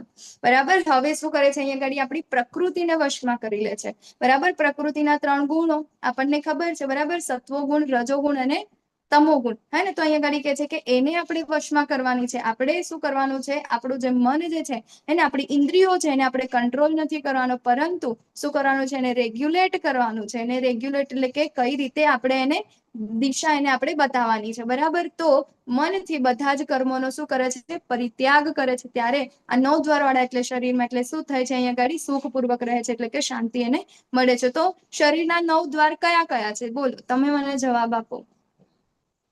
શરીરના 9 દ્વાર કયા કયા છે? બે આંખ, બે નાક, બે કાન, બે હમ. જનેન્દ્રિયો. ગુડા અને જનેન્દ્રિય. હરી બોલ. મોઢું. બરાબર, બે આંખ, બે નાક, બે કાન, એક મોઢું. બરાબર, ગુદા અને જનેન્દ્રિય, એવી રીતે ટોટલ કેટલા? 9 દ્વાર થયા આ શરીરના. બરાબર ને, તો આ શરીરના અંદર આપણે શાંતિપૂર્વક રહેવું હોય તો આપણે શું કરવું પડે? ભક્તિમય સેવા, કૃષ્ણ ભક્તિ આપણે જ્યારે કરીશું, બરાબર, કૃષ્ણ ભાવના યુક્ત કર્મ આપણે જ્યારે કરીશું ત્યારે જ આપણને શાંતિ પ્રાપ્ત થશે. પરંતુ જ્યારે કોઈ મનુષ્ય અવિદ્યાને નષ્ટ કરનારા જ્ઞાનથી પ્રબુદ્ધ થાય છે ત્યારે જેવી રીતે દિવસે સૂર્ય દ્વારા બધું પ્રકાશિત થાય છે તેવી રીતે તેના એ જ્ઞાનથી બધું જ પ્રગટ થઈ જાય છે. બરાબર, તો અહીંયા આગળ કીધું છે અવિદ્યાને નષ્ટ કરનારું જ્ઞાન. અવિદ્યા એટલે શું? બરાબર, તો હજી સુધી જ્યાં સુધી આપણે ભગવદ્ ગીતાને નથી જાણતા ત્યાં સુધી આપણે અવિદ્યામાં જ રહીએ છીએ. આપણે શું કરીએ છીએ કે આ મારું છે, આ મારું છે, મારો પરિવાર છે, હું કમાઉં છું એ મારું છે, મારું ઘર, મારી ગાડી, મારો પરિવાર, મારા બાળકો, મારા મમ્મી પપ્પા. બરાબર, તો એ શું છે? અવિદ્યા છે. આપણે આસક્ત થઈ ગયા છીએ. આપણે જે કાંઈ પણ કરીએ છીએ એમના માટે કરીએ છીએ, એમની પાસેથી આપણને કંઈક લેવાની આશા છે. આપણે આપણા બધા લોકો માટે આપણે કેમ કરીએ છીએ? કેમ? કારણ કે આપણને એમની પાસેથી પ્રેમ જોઈએ છે. બરાબર, એમની પાસેથી આપણને લાગણી જોઈએ છે, એટલા માટે આપણે એમના માટે કરીએ છીએ. તો આ શું છે? અવિદ્યા છે. તો જ્યારે મનુષ્ય અવિદ્યાને નષ્ટ કરનારું જ્ઞાન એટલે શું? કે આપણે કર્મ કરવાનું છે, પરંતુ શું કરવાનું છે? કર્મના ફળનો ત્યાગ કરવાનો છે, બરાબર. જ્ઞાન, ગઈકાલે આપણે જ્ઞાન જોયું, તો જ્ઞાન શું છે? તો આપણે કોણ છે, ભગવાન કોણ છે, અને આપણો ભગવાન સાથેનો સંબંધ શું છે, બરાબર. જ્યારે આ વસ્તુ થઈ જાય છે, આપણે શું કરવાનું છે એ આપણને ખબર પડી જાય. જ્યારે આપણે આ જ્ઞાનથી જ્યારે પ્રબુદ્ધ થઈ છે, ત્યારે કેવી રીતે? તો જેવી રીતે સૂર્ય દ્વારા બધું પ્રકાશિત થાય છે, તેવી રીતે એ જ્ઞાનથી બધું જ પ્રકટ થઈ જાય છે ઓટોમેટિક. જેવું આપણને આ વસ્તુ ખબર પડે કે કૃષ્ણ ભાવનાયુક્ત કર્મ આપણે કરવાના છે, રોજ આપણે માળા કરીએ છીએ, રોજ આપણે પ્રસાદમ લઈએ છીએ, બરાબર, રોજ આપણે કીર્તન કરીએ છીએ, આ બધી વસ્તુ જ્યારે આપણે કરતા થઈ જઈએ છીએ,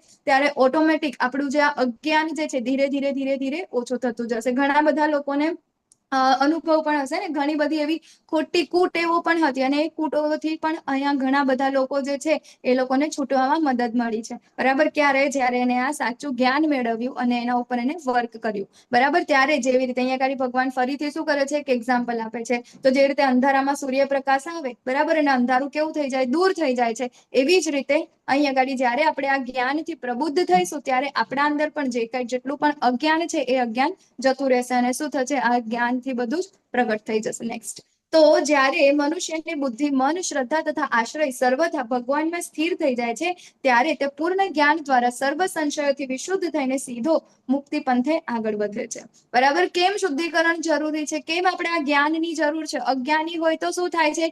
વારંવાર આપણે આ શું કહેવાય, જન્મ મૃત્યુના ચક્રના અંદર આપણે આવવું જ પડે છે. પરંતુ જ્યારે આપણે શું કરીએ છીએ, આ જ્ઞાનથી આપણે શુદ્ધ થઈ જઈએ છીએ અને બધું પ્રકાશિત થઈ જાય છે, આપણને સાચું નોલેજ મળે છે, આપણે આપણું મન, બુદ્ધિ, ઇન્દ્રિયો બધું જ્યારે ભગવાનમાં લગાડીએ છીએ, ત્યારે શું થાય છે કે સર્વથા ભગવાનમાં સ્થિર થઈ જાય છે. ત્યારે શું થાય છે? પૂર્ણ જ્ઞાન દ્વારા સર્વ સંશયોથી વિશુદ્ધ થઈને સીધો મુક્તિના પંથે આગળ વધે છે, જે આપણો અલ્ટિમેટ ગોલ છે, બરાબર. મુક્તિ મેળવવો, ભગવાનને પ્રેમ કરવો, એ જ આપણો અલ્ટિમેટ ગોલ છે, બરાબર. અલ્ટિમેટ ગોલ અત્યારે બધાના ગોલ્સ હોય, જે લોકો ભણતા હોય ને એ લોકોને એવું હોય કે મારા આટલા પર્સન્ટેજ આવી જાય, જે લોકો જોબ શોધતા હોય એ લોકોને કે હા મારે આટલી પેકેજ વાળી આ મને જોબ મળી જાય, જે લોકો ગૃહસ્થ છે એ લોકોને એવું હોય કે મારા બાળકોનું કરિયર સારું થઈ જાય, મારા બાળકોના શું કહેવાય, એ લોકો મેરેજ થઈ જાય, ઘર બની જાય, ગાડી આવી જાય, આ બધું જ આપણા શું હોય છે, આપણા ગોલ હોય છે.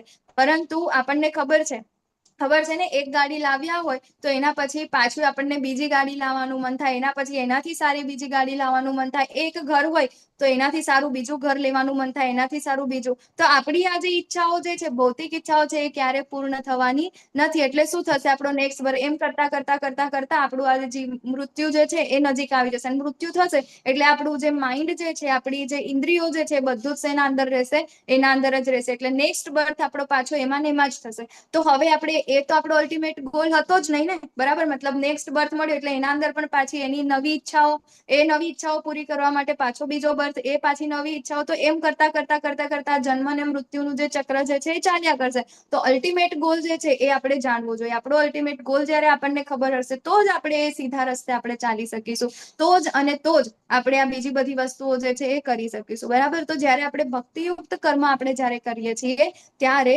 આપણે શું થઈએ છીએ? સીધા આપણા મુક્તિના પંથે આપણે આગળ વધીએ છીએ.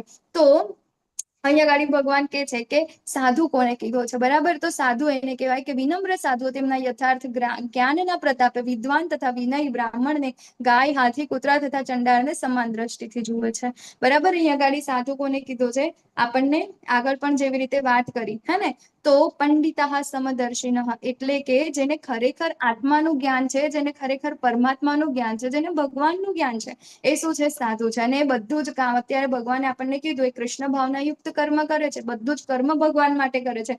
મન, બુદ્ધિ, ઇન્દ્રિયો, એ બધું શેના માટે? શરીર, એ બધું એ ભગવાન માટે યુઝ કરે છે. તો આવો કોણ છે? સાધુ છે અને વિનમ્ર છે. તો તેના યથાર્થ જ્ઞાનના પ્રતાપે શું કરે છે કે એની સામે બ્રાહ્મણ આવે, ગાય આવે, હાથી, કૂતરા, બધા ચંડાળ, બધાને શું જોઈ છે? સમાન દ્રષ્ટિથી. એટલે કે એને ખબર છે કે બધાના હૃદયના અંદર ભગવાન શું કરે છે? પરમાત્મા તરીકે વાસ કરે છે, બરાબર. આજે આપણે ગોલોક ચાર્ટ લેવાનો હતો ને, કઈ નહીં, આપણે લાસ્ટમાં લઈ લઈએ, બરાબર. હરે કૃષ્ણ. ઓકે, તો અહીંયા ગાડી આપણને જોવાય છે કે એ લોકો શું કરે છે, જે સાધુઓ જે છે એ દરેક વ્યક્તિઓને બરાબર એની સામે ભલે અહીંયા આપણે તો શું કરે છે, જાત પાતના અંદર ને પણ વહેંચણી કરે છે, પરંતુ આ દરેક જીવને સમાન દ્રષ્ટિથી જુએ છે કે એના અંદર ભગવાનનો વાસ છે. નેક્સ્ટ, તો વ્યક્તિ કેવી રીતે તમામ જીવો પ્રત્યે સમાન દ્રષ્ટિથી જોઈ શકે, બરાબર. તો જ્યારે આધ્યાત્મિક રીતે જ્યારે પ્રબુદ્ધ થઈ જાય છે ત્યારે એને ખબર પડે છે કે ભગવાન એ પરમાત્મા તરીકે દરેકના હૃદયમાં વાસ કરે છે. ગોલોક ચાર્ટના અંદર તમને ક્લિયર થઈ જશે કે કઈ રીતે ભગવાન એ દરેકના હૃદયમાં વાસ કરે છે.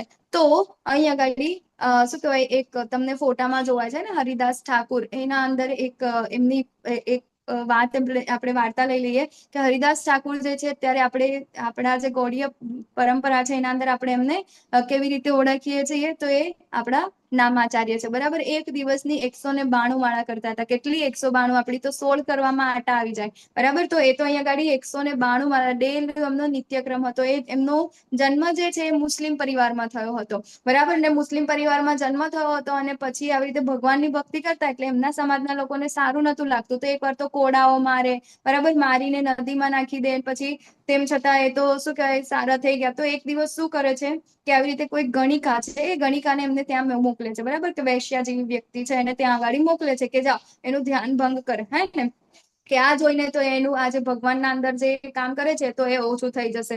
તો હરિદાસ ઠાકુરની પાસે એ વ્યક્તિ આવે છે, રોજ આવે છે, કહે છે કે મારું આ કામ છે. હરિદાસ ઠાકુર એને કહે છે ઓકે તમે બેસો, મારું આ નિત્યક્રમ છે એ પૂરું કરીને પછી તમને જે કાંઈ તમારું કામ છે હું તમને પતાવી આવું છું, બરાબર. તો એવું કરીને 1 દિવસ થાય, 2 દિવસ થાય, 3 દિવસ થાય. પહેલી તો સવારથી આવીને સાંજ સુધી પાછી એ જતી રહે, કારણ કે એમની તો 192 માળા પૂરી થતી જ નથી, બરાબર. તો એમ કરતા કરતા ઘણા બધા દિવસ થાય છે અને આ જે વૈશ્યા છે, ગણિકા જે છે, એ પોતે પણ શું કરે છે, એને પણ ભગવાનના અંદર રુચિ લાગે છે, બરાબર. અને શું કરે છે, એ પણ ભગવાનનું નામ લેતી થઈ જાય છે. ત્યારે અહીંયા ગાડી આપણને ખબર પડે કે જે આ સાધુ છે કે જેનું મન જે છે ભગવાનમાં લાગેલું છે, એની સામે ગમે તેટલું ભૌતિક વસ્તુ આવી જાય, ગમે તેટલી સારી વસ્તુ આવી જાય, પરંતુ એ એના અંદરથી ટસ કે મસ થતા નથી. એન્ડ ઇવન આપણે શું કહેવાય, આપણી હિસ્ટ્રીના અંદર જોઈએ છે એવા ઘણા બધા યોગીજનો હતા, ઘણા બધા એ હતા. તો એ લોકો શું કરતા હતા, ધ્યાન કરવા માટે જતા હતા અને ધ્યાન કરવા માટે ત્યાં આગળ કોઈ ઉર્વશી કે રંભાને ત્યાં મોકલે તો એ લોકોનું ધ્યાન ભંગ થઈ જતું હતું, બરાબર ને. તો આ જે સંન્યાસી જે છે, બરાબર, કે જંગલમાં જઈને એ લોકો આવું કરતા હતા, તો એના માટે તો શું કહેવાય ડિફિકલ્ટ છે, એ લોકો રસ્તો ભટકી શકે છે, પરંતુ જેનું શરીર, મન, ઇન્દ્રિય બધું જ જ્યારે ભગવાનમાં લાગેલું છે તો એની સામે કંઈ પણ ભૌતિક વસ્તુ આવે તો પણ એના અંદરથી એ હટતા નથી, બરાબર ને. તો અહીંયા ગાડી કહે છે કે આવો જીવન મુક્ત પુરુષ ભૌતિક ઇન્દ્રિય સુખ પ્રતિ આકૃષ્ટ થતો નથી, પરંતુ હર હંમેશ સમાધિમાં નિમગ્ન રહીને પોતાની અંદર જ આનંદનો અનુભવ કરે છે. એ રીતે આત્મ સાક્ષાત્કાર પામેલો પુરુષ પરબ્રહ્મમાં એકાગ્ર હોવાને કારણે અનંત સુખ ભોગવે છે, બરાબર. તો સુખની આપણે કેવી રીતે સુખ ભોગવી શકીએ, તો સૌથી પહેલા પોતે અંદરથી સુખી થવું પડે. તો અંદરથી સુખી થવા માટે આપણે પોતાનું શરીર, મન, ઇન્દ્રિયો બધું શું કરવું પડે, આપણે ભગવાનના અંદર નાખવું પડે. તો વિષય આસક્ત આનંદ છોડવાની શું જરૂર છે, બરાબર. આપણી પાસે ઘણા બધા વિષયો છે, ઇન્દ્રિય જે વિષયો છે, બરાબર. તો એ આપણે છોડવાની શું જરૂર છે. વિવિધ પ્રકારના વિષય આસક્ત આનંદ જે કેવા છે, જીવંત અસ્તિત્વને ફસાવે છે. તો આપણે આ નેક્સ્ટ સ્લાઇડના અંદર ઉદાહરણથી જોઈએ, બરાબર ને. તો વિષય આસક્ત એટલે શું, હે ને, તો ઇન્દ્રિયો છે, ઇન્દ્રિયોના વિષયો છે, બરાબર. તો આપણી ઇન્દ્રિય એક છે, બરાબર, ટચ વાળી ઇન્દ્રિય છે, બરાબર. તો હાથી જે છે, હે ને, તો હાથીને ખંજવાળવું બહુ ગમે છે, એને માટીના અંદર આળોટવું બહુ ગમે છે. તો હવે આ જ આળોટવાની જે ઈચ્છા છે એના લીધે શું કરે છે, ખાડામાં પડે છે અને એનો શિકાર થાય છે, બરાબર. પછી પેલા શું કહેવાય, આગિયાઓ આવે છે અથવા ફુદ્દા, બરાબર. ફુદ્દાને શું ગમે છે, સૌથી વધુ લાઇટ ગમે છે, બરાબર. તો એ લાઇટને આકર્ષિત થઈને લાઇટ બાજુ જાય છે અને એ જ લાઇટ ઉપર એનું મૃત્યુ થાય છે. પછી ભમરો છે, ભમરાને શું કહેવાય, મધુ એને બહુ ગમતું હોય, બરાબર, સ્વીટનેસ જે આવે છે ફ્લાવરની, તો એ શું કરે છે, ફ્લાવરના અંદર જાય છે અને એ જ ફ્લાવરના અંદર એનું મૃત્યુ થાય છે, બરાબર. તો પછી હરણ જે છે, હરણને એના શિંગડા બહુ ગમે છે અને એ જ શિંગડાથી ફસાઈને એનું શું થઈ જાય છે, અહીંયા આગળ એનું પતન થાય છે. તો એવી જ રીતે બુદ્ધિશાળી મનુષ્ય ભૌતિક ઇન્દ્રિયોના સંસર્ગથી ઉત્પન્ન થનારા સુખ ઉપભોગમાં રસ લેતો નથી, કારણ કે દુઃખના મૂળ કારણરૂપ બની રહે છે, બરાબર. તો આપણે અહીંયા આગળ કહેવામાં આવે છે કે આપણે જેટલું પણ આપણી વિષય આસક્તિઓ છે, બરાબર, જેટલી પણ આપણી ઇન્દ્રિયોના વિષયો જે છે, અને આપણને ખાવું બહુ ગમે છે તો ખાવું, હે ને. પણ કોઈક દિવસ એવું થાય કે મને શું કહેવાય, કોઈક વસ્તુ બહુ ભાવે છે, હે ને, કે મને ગુલાબ જાંબુ બહુ ભાવે છે, તો કોઈક મને જમવા એમના ઘરે આમંત્રિત કરે કે ચલો માતાજીને ગુલાબ જાંબુ બહુ ભાવે છે, આજે તેમનું ફેવરિટ બનાવું, હે ને, તો ગુલાબ જાંબુ ત્યાં આગળ જાય છે, તો પહેલા 2-5 લઉં, પછી 10 લઉં, પછી બરાબર, તો મારી મેક્સિમમ કેપેસિટી કેટલી છે? 15 ગુલાબ જાંબુ ખાઈ શકું, બરાબર, એટલું ખાતી તો નથી બટ કહું છું તમને, બરાબર, 15 ગુલાબ જાંબુ હું ખાઈ લઉં, અને પછી પેલા માતાજી તો કે લોન માતાજી લોન, તમારા માટે બનાવ્યા, તમારા માટે બનાવ્યા. હવે જે ગુલાબ જાંબુ પહેલું ગુલાબ જાંબુ મેં ખાધું એનું મને કેટલી ખુશી થઈ હતી, બરાબર, એને મને કેટલો આનંદ આપ્યો, પરંતુ આ 16મું ગુલાબ જાંબુ મને એટલો આનંદ આપશે નહીં, એ મને એટલું દુઃખી કરશે. તો આપણે આજે આ વિષયો જે છે ઇન્દ્રિયોના વિષયો આપણે જેટલા ભોગવીશું એટલા જ આપણને શું કરશે? આપણને દુઃખરૂપ બની જશે. એટલે કે છે કે તે દુઃખના મૂળ કારણરૂપ છે. માટે આવા સુખોનો આદિ તથા અંત હોય છે. તેથી સુજ્ઞ મનુષ્ય તેમાં આનંદ લેતો નથી. જેને જ્ઞાન જે છે, બરાબર, એ વ્યક્તિ આના અંદર આનંદ લેતો નથી. તો જો વર્તમાન શરીરનો ત્યાગ કરતા નેક્સ્ટ જો વર્તમાન શરીરનો ત્યાગ કરતા પહેલા કોઈ મનુષ્ય ભૌતિક ઇન્દ્રિયોના આવેગોને સહન કરી શકે તથા વાસનાના અને ક્રોધના વેગને રોકી શકે તો તે યોગી છે અને તે આ જગતમાં સુખી હોય છે. બરાબર, શું કે છે કે અહીંયા ગાડી આપણે અત્યારે જે આપણને શરીર મળ્યું છે, વર્તમાન શરીર આપણું જે છે, એને ત્યાગ કરતા પહેલા ભલે આપણે જન્મથી આપણને આ બધી વસ્તુની ખબર નહોતી, પરંતુ હવે આપણને આ ખબર પડી ગઈ, તો આપણે સુધારી શકીએ. ક્યાં સુધી? મૃત્યુ થતા પહેલા, બરાબર. તો આનો શરીરનો ત્યાગ કરતા પહેલા કોઈ મનુષ્ય ભૌતિક ઇન્દ્રિયોના આવેગોને સહન કરી શકે. એટલે આપણી જેટલી પણ ઇન્દ્રિયો છે, એ ઇન્દ્રિયોના આવેગો છે, એ વિષયોને આપણે શું કરવાના છે? રેગ્યુલેટ કરવાના છે, બરાબર, સહન કરવાના છે. અને આ વાસના જે છે, ક્રોધ અને વાસનાના વેગને આપણે જ્યારે રોકી શકીએ છીએ, તો એ કેવો છે? યોગી છે, અને આ જગતમાં તે સુખી હોય છે, બરાબર. એ નહીં કે આપણે આ બધું છોડી અને આપણે જંગલમાં જતું રહેવું, એ ક્યારેય સુખી થતા નથી. કેમ? કારણ કે એ સંન્યાસ પણ તમે ક્યારે લઈ શકો? જ્યારે તમને એવું થઈ જાય કે હા, હું 1 વર્ષ સુધી ખાલી ઝાડ પાંદડા ખાઈને હું રહી શકું છું, તો તમે એ સંન્યાસ લઈ શકો છો. તમને કોઈ ના નથી, તમારા માટે પણ બેટર જ છે, તમે ભગવત પ્રાપ્તિ કરી શકશો. પરંતુ શું તમે ખરેખર એ કન્ફર્મ કરી શકશો? અત્યારે જો તમને અંદર એવું હોય કે ના, હું એ કરી શકું છું, તો એ રસ્તો એના માટે બેસ્ટ છે. ભગવાને કીધું છે કે બંને રસ્તા ભગવત પ્રાપ્તિ કરાવે જ છે, બરાબર. પરંતુ જ્યારે એ વસ્તુ, એ કમિટમેન્ટ આપણી હોય કે આપણને ખબર હોય કે ના આ વસ્તુ મારાથી થઈ જશે તો જ, બરાબર. જો ના થાય તો એના માટે ભગવાને આપણને અહીંયા આગળ આ રસ્તો આપ્યો છે, બરાબર. યોગી છે ક્યારે? કે જ્યારે આપણે આ ઇન્દ્રિયોના આવેગોને રોકી શકીએ. તો જે મનુષ્ય અંતર થકી સુખી છે, સક્રિય છે તથા અંતરમાં આનંદ અનુભવનારો છે અને જેનું લક્ષ્ય અંતર્મુખી છે, તે વાસ્તવમાં પૂર્ણ યોગી છે. તે પરબ્રહ્મમાં મુક્તિ પામે છે અને અંતે બ્રહ્મને પામે છે, બરાબર. અંતર્મુખી, હે ને, અંતર્મુખી એટલે શું? અંદરથી શાંત છે, બરાબર. એને અંદર ખબર છે કે મારા માટે યોગ્ય શું છે અને મારે શું કરવાનું છે, બરાબર. અંદરથી આનંદ અનુભવનારો છે. આજુબાજુ શું થાય છે, હે ને, ક્યાંક શું કહેવાય ને કે આપણે જીવવું હોય ને તો સિમ્પ્લિસિટી સાથે જીવવાનું, બરાબર. કે આપણે કોઈકના માતાજીઓના અંદર ખાસ કોઈકના મેરેજમાં કે કશું ફંક્શન હોય ને ત્યાં આગળ જોઈએ ને, તો આપણે શું કહે 5,000ની સાડી પહેરી હોય, ચાલો ને 2 લાખની સાડી પહેરી હોય, પરંતુ સામેવાળાની સાડી જો આપણને સારી લાગે તો ભલે ને એની સાડી 1.5 લાખની કેમ ના હોય કે 2,000ની પણ કેમ ના હોય, પરંતુ આપણને એ સાડી સારી લાગે ને, તો આપણને આપણી આ 2 લાખની સાડી છે ને સાવ ધૂળ જેવી લાગે. ના, એ તો કેટલી સારી લાગે છે, મેં તો કેવી લાગુ છું, બરાબર. તો આનો મતલબ શું થયો? કે આપણે આપણા અંદરથી જ સુખી નથી, આપણને આપણા અંદર જ આનંદ નથી, બરાબર ને. તો અહીંયા ગાડી કહે છે કે જે અંતર થકી સુખી છે, સક્રિય છે, અંતરમાં આનંદ અનુભવનારો છે, જેનું લક્ષ્ય અંતર્મુખી છે. અંતર્મુખી લક્ષ્ય એટલે લક્ષ્ય શું છે? ના ભાઈ, મારે ત્યાં આગળ જવું છે, હું શેના માટે ગઈ છું ત્યાં આગળ? મારે ત્યાં આગળ આમંત્રણ આવ્યું હતું અને મારે ત્યાં આગળ આશીર્વાદ આપવા જવાના છે, કે જે કાંઈ પણ છે એ જ એનું લક્ષ્ય છે, બીજું કોઈ લક્ષ્ય નથી, બરાબર. તો એ કેવો છે? એ સુખી છે, બરાબર. એનું લક્ષ્ય, આપણું લક્ષ્ય શું છે? તો આપણું લક્ષ્ય છે ભગવત પ્રાપ્તિ કરવાનું, બરાબર, ભગવાનને પ્રેમ પ્રાપ્ત કરવાનો. તો આ વ્યક્તિ જે છે શું કરે છે? મુક્તિ પામે છે અને અંતે બ્રહ્મને એટલે કે ભગવાનને પામે છે. તો શાંતિ સૂત્ર શું છે? તો અત્યારના આ કલયુગના જમાનાના અંદર એટલો ફાસ્ટ એન્ડ ફોરવર્ડ જમાનો છે કે જેના અંદર આપણે શું કહેવાય 30 સેકન્ડની રીલ કે સ્ટોરી પણ આપણે જોઈ શકતા નથી. ધીરે ધીરે એ પણ ઓછા સેકન્ડના અંદર આવતી થઈ ગઈ છે, બરાબર. પહેલા વિડીયો આવતા હતા, હે ને, કે શું કહેવાય 1 કલાકના 2 કલાકના, એ હવે કંટાળો એટલે શું કર્યું? યુટ્યુબ શોર્ટ્સ ચાલુ કર્યા.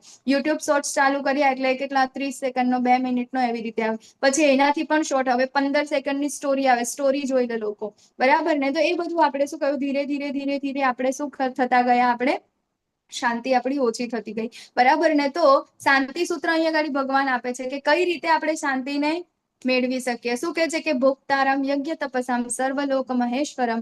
બરાબર. શું કહે છે કે મને સમસ્ત યજ્ઞ તથા તપશ્ચર્યાઓનો પરમ ભોક્તા, સમસ્ત ગ્રહો તથા દેવોનો પરમેશ્વર તેમજ સમસ્ત જીવોનો હિત કરતા શુભેચ્છક મિત્ર તરીકે જાણીને મારી ભાવનામાં ઓતપ્રોત થયેલો મનુષ્ય એ સંસારના દુઃખોમાંથી શાંતિ પામે છે. બરાબર. જ્યારે આપણને ખબર છે કે બધી જ વસ્તુના ભોગતા કોણ છે? ભગવાન છે. બરાબર. સમસ્ત ગ્રહ અને દેવતાઓના પરમેશ્વર. બરાબર. આપણે જે કાંઈ પણ દેવી દેવતાઓ પાસે જઈએ છીએ, જેટલા પાસે આપણે આપણી વસ્તુઓની ઈચ્છા પૂર્તિ કરવા માટે જઈએ છીએ, એ બધા જ કોને બિલોંગ કરે છે? એ ભગવાનને બિલોંગ કરે છે. બરાબર. ભગવાન અહીંયા આગળ કોણ બોલી રહ્યું છે? ભગવાન શ્રી કૃષ્ણ બોલી રહ્યા છે. બરાબર. તો આપણે આ જ્યારે માની લઈશું કે આપણે જે કાંઈ પણ કરીએ છીએ, બરાબર, એ બધી જ વસ્તુના ભોગતા કોણ છે? ભગવાન છે. અને જ્યારે આપણે આ માની લઈએ છીએ ત્યારે હે ને આપણને દરેક આપણા જેટલા પણ દુઃખો છે એના અંદરથી આપણને શાંતિ પ્રાપ્ત થાય છે. બરાબર. તો આજે અહીં આગળ આપણને કરતા, બરાબર, 3 પ્રકારના કરતા પણ આપણે જોયા. પહેલું તો જીવ, બરાબર ને, કે જે ઈચ્છા કરે છે. પછી બીજું પ્રકૃતિ, હે ને, કે એને શું કહેવાય, એની પ્લાનિંગ કરે છે, એની ઈચ્છા પૂરી કરવા માટે છે. અને અહીં આગળ ત્રીજા કોણ છે? ભગવાન. બરાબર. કે ભગવાન શું કરે છે? એને સેન્કશન કરે છે. બરાબર. તો 3 વસ્તુઓ આપણે અહીં આગળ આજે જોઈ. તો અધ્યાય 5 જે છે સંન્યાસ અને કર્મયોગ, બરાબર, બંનેમાંથી શું શ્રેષ્ઠ છે. એવી જ રીતે આપણે અહીંયા આગળ આપણું ચેપ્ટર અહીંયા પૂર્ણ થાય છે. આપણે 8:51 થઈ ગઈ. માતાજી, તમારી પાસે ગોલોક ચાર્ટ હશે તો શેર કરો ને. હરે કૃષ્ણ છે માતાજી, પણ આમાં બરાબર દેખાશે ફોનમાંથી? એક મિનિટ, તો હું હું મારા ટ્રાય કરી કહું છું. કરો ને પછી હોય તો. ના બરાબર થાય તો તમે કહેજો. હા, ઓકે, વાંધો નહીં. હું આમાંથી, કેમ કે થોડી વાર લાગશે, મારું આજે બીજું ડિવાઇસ છે એને કનેક્ટ કરતા માટે, મતલબ 4-5 મિનિટ તો એમાં જ નીકળી જશે. એટલે તમે જોઈ લો. હું તો પણ ટ્રાય તો કરું છું મારામાં. હરે કૃષ્ણ માતાજી, મેં મોકલ્યું આપને. આરતી માતાજી, મેં આપને મોકલ્યું. હા, એટલે એમની પાસે તો છે જ પ્રભુજી, પણ કેવું કનેક્ટ આના અંદર કેવું કે એ બહુ આપણે ઝૂમ કરીને જોવું પડે ને, એટલા માટે. અને ગઈકાલે મેં તમને બધાને એક પ્રશ્ન પૂછ્યો હતો. એ પ્રશ્નનો આઈ હોપ તમે બધા જવાબ લઈને આવ્યા હશો. શું પ્રશ્ન પૂછ્યો તો? પહેલા પ્રશ્ન મને કહો. ચાલો, કયો પ્રશ્ન હતો આપણો? હરી બોલ માતાજી. પ્રશ્ન જ યાદ નથી તો જવાબ ક્યાંથી ખબર હોય? હે,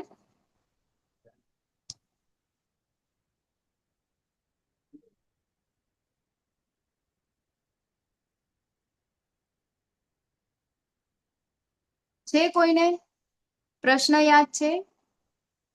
હરે કૃષ્ણ.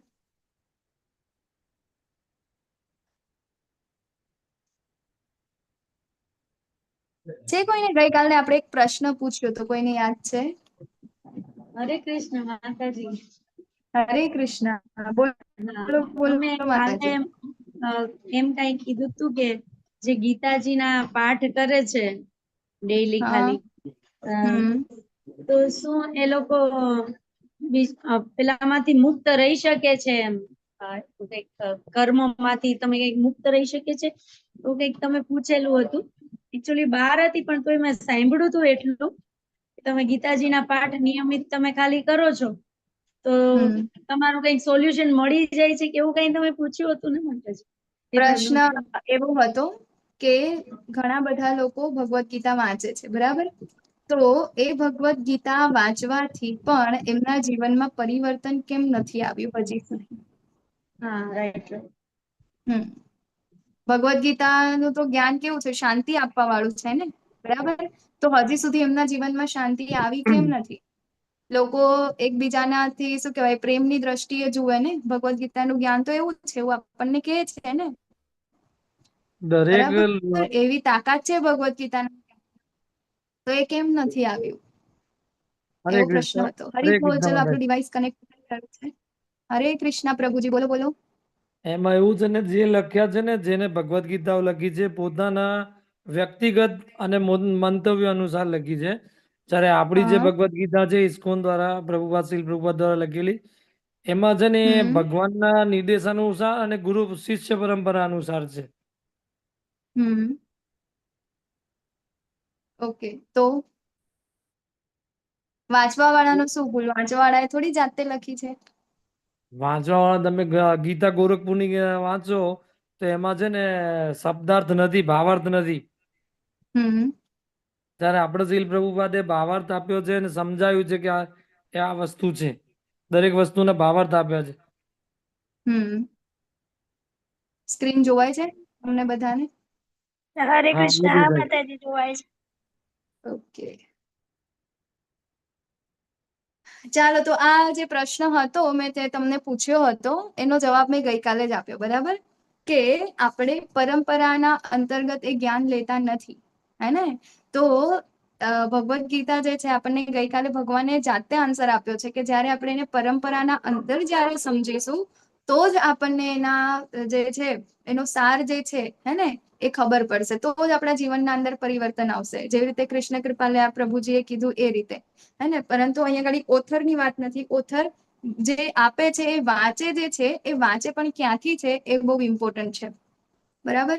તો હવે આપણે ગોલોક ચાર્ટ, બધાને ગોલોક વૃંદાવન ધામ જોવું છે, જેની આપણે આ પહેલા દિવસથી ચર્ચા કરી રહ્યા છીએ કે આપણો શું કે અલ્ટિમેટ ગોલ છે, અલ્ટિમેટ ગોલ છે. કોને કોને જવું છે બોલો? હા, ગોલોક વૃંદાવન ધામ કોને જોવાનું? ચલો તમે લોકો મને નહીં કહો તો હું તો પછી આપણે ક્લાસ પૂરો કરી દઈશું. એમ પણ 4 જ મિનિટ બાકી છે. નથી જવું બધાને કોઈને? જાવું છે માતાજી. માતાજી દરેકની ઈચ્છા હોય છે જવાની. જોઈને અમુક દરેક ની બાપા ઈચ્છા તો માટે હોય જ ને માતાજી. પણ એવું છે? માતાજી ઝૂમ કરીએ છે ને, હરે હમ કૃષ્ણ માતા ઝૂમ કરે છે ને તો વંચાતું નથી હે માતાજી.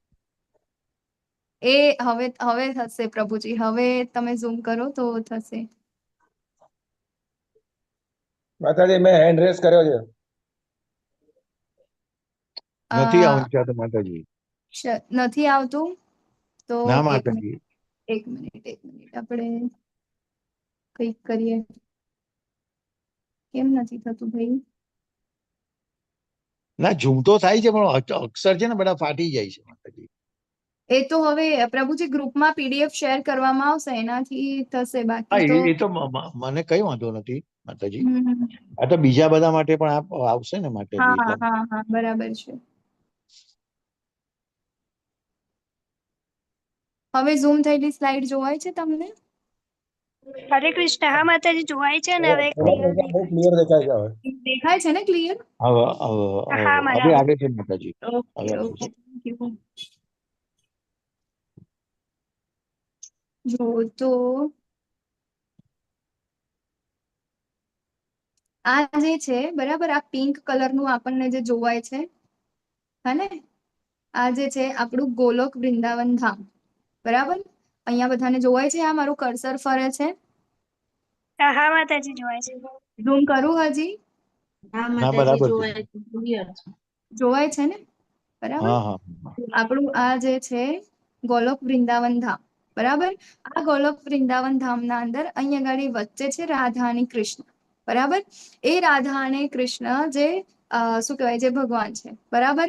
તો હવે આના અંદરથી જે ભગવાન કૃષ્ણ છે એમની ડાબી બાજુથી શ્રી રાધાજી આવે છે અને બીજી બાજુથી કોણ આવે છે? તો એ બલરામજી, બરાબર? ને સંકર્ષણ ને એમના જે ચતુર્વ્યૂહ છે, બરાબર? એ ચતુર્વ્યૂહ એ ત્યાં આગળ શું કરે છે? વિસ્તારિત કરે છે.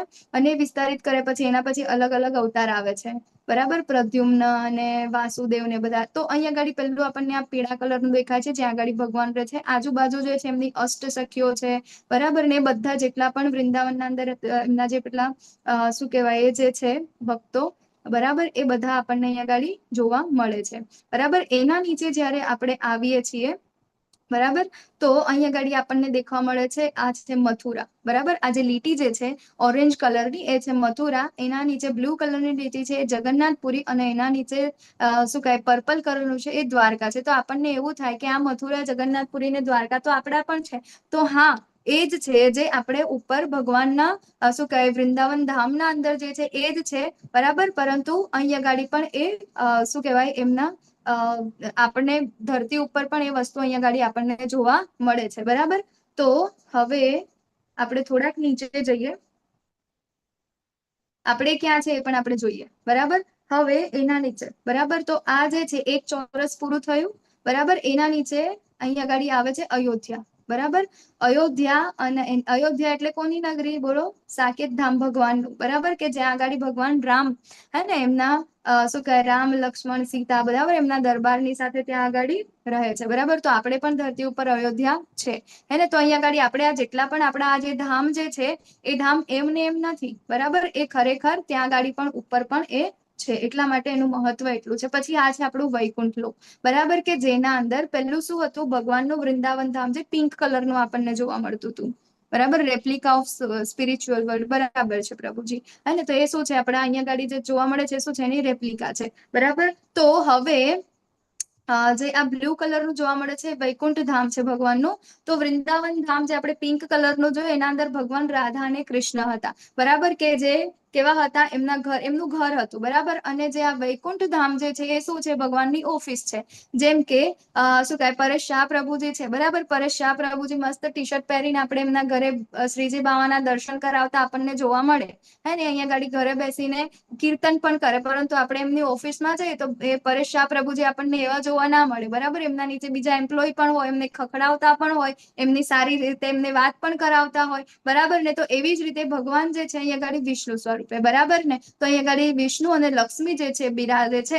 અને શું કરે છે? જેટલું પણ આપણી આજે શું કહે જેટલા પણ બ્રહ્માંડો છે એ બધી જ બ્રહ્માંડોનું અહીંયા ગાડીથી શું કરે છે? નિયમન કરે છે, બરાબર. એના અલગ અલગ અલગ અલગ જેટલું પણ મતલબ આ જે કલોક ચાર્ટ જે છે, બરાબર, બહુ ડિટેલમાં છે હે ને. આપણે અત્યારે તો આપણે સેના અંદર 18 અધ્યાયનું આપણે જે બેઝિક જે છે બેઝિક આપણે અહીંયા ગાડી એનું નોલેજ લઈ રહ્યા છે. ક્યાંથી આવ્યું છે, પુરાવા ક્યાં છે એ પણ હું તમને છેલ્લે કહીશ, પહેલા આપણે આટલું સમજી લઈએ, બરાબર ને. તો અહીંયા ગાડી છે એમના અલગ અલગ અવતારો પણ છે, બરાબર. અહીંયા આપણે જોઈએ તો હવે થોડા નીચે આવીએ આપણે તો અહીંયા ગાડી એના નીચે આવે છે એ પૂરું થાય છે એટલે અહીંયા ગાડી શું આવે છે? બ્રહ્મ જ્યોતિ, બરાબર ને. બ્રહ્મ જ્યોતિ કે જે ભગવાન જે આ જે જ્યોતિ જે છે ક્યાંથી આવી છે? ભગવાનના ધામમાંથી, બરાબર ને. ભગવાનમાંથી નીકળતી જ્યોતિ છે, બરાબર ને. તો એ ધામ એટલું આપણે કહીએ ને કે ઘણા બધા લોકો કહે છે કે ભગવાન એટલે કઈ નથી, એ માત્ર શું છે? શું કહેવાય? એનર્જી છે, લાઈટ છે, બરાબર. એમનો કોઈ આકાર નથી, નિરાકાર. તો એ લોકો જસ્ટ અહીંયા સુધી જ પહોંચ્યા હોય છે, પરંતુ અહીંયા અંદર સુધી એ લોકો પહોંચ્યા હોતા નથી, બરાબર. તો અહીંયા ગાડી ભગવાનની બ્રહ્મ જ્યોતિ છે.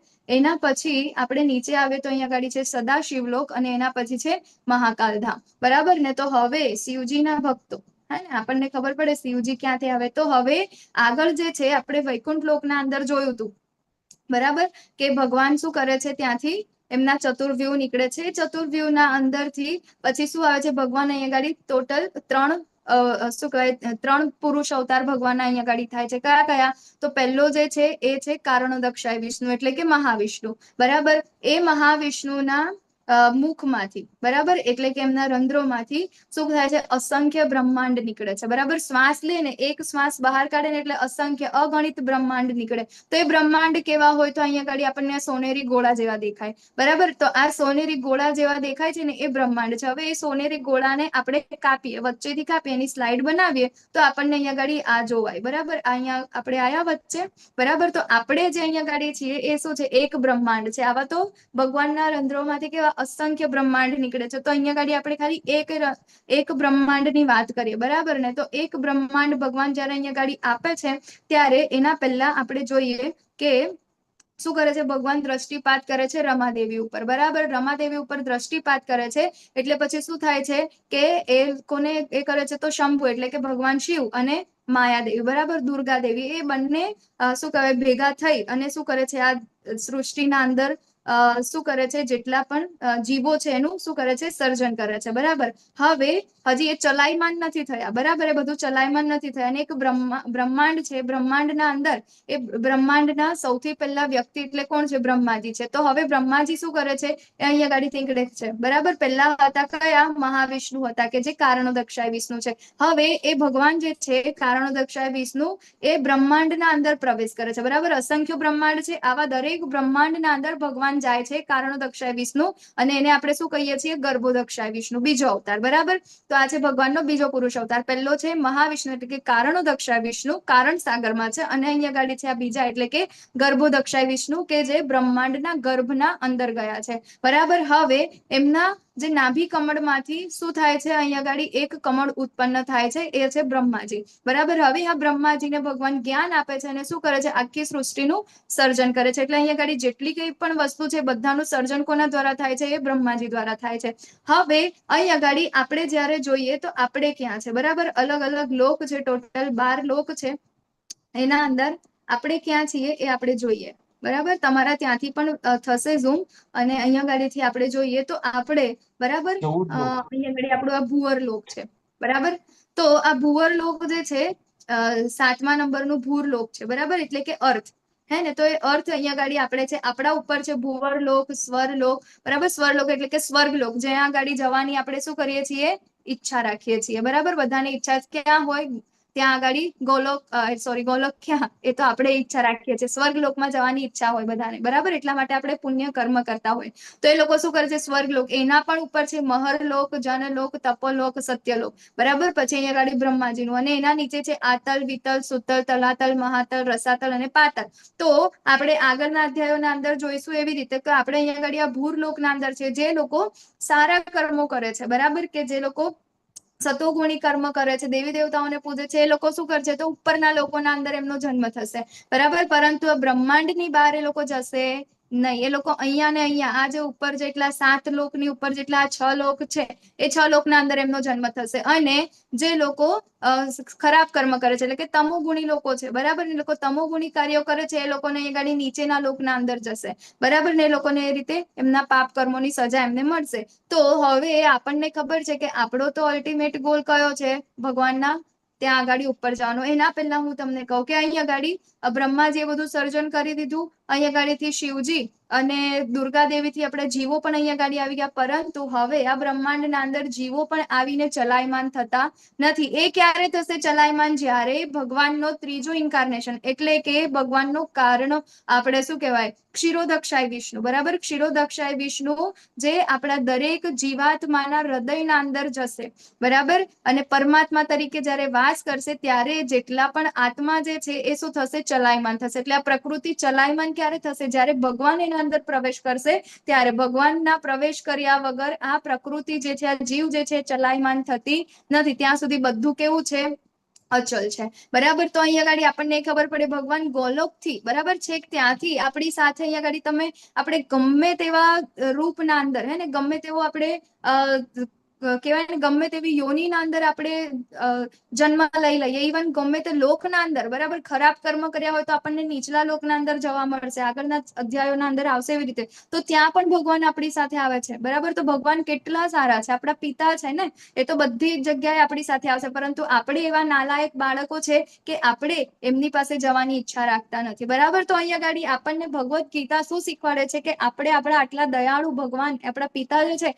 આપણે આપણું પોતાનું ઘર જે છે, આ તો આપણું ભાડાનું ઘર છે, પરંતુ આપણું પરમનન્ટ ઘર જે છે કે ત્યાં આગળ દુઃખ, બરાબર, જન્મ, મૃત્યુ, જરા, વ્યાધિ એવા કોઈ દુઃખ જ નથી. ત્યાં આગળ જવાનું છે.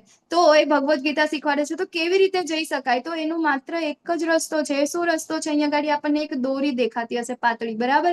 એ દોરીથી આપણે જઈ શકીશું. એ દોરીના અંદર તમે થોડું ઝૂમ કરીને જોશો ને તો તમને ખબર પડશે એના અંદર શું લખેલું છે. હરે કૃષ્ણ મહામંત્ર ડાયરેક્ટ એન્ટ્રી. હરે કૃષ્ણ મહામંત્ર. બેટરી લો થઈ ગઈ, 1 મિનિટ. એ તો જતી રહે. સીધી એન્ટ્રી. હા. બરાબર. આપણે ગોલોક વૃંદાવન ધામમાં જવા માટે સીધી એન્ટ્રી છે. શેનાથી? તો હરે કૃષ્ણ મહામંત્રથી. એ દોરી તમે ઝૂમ કરીને ઉપર જશો ને એટલે તમને જોવાશે.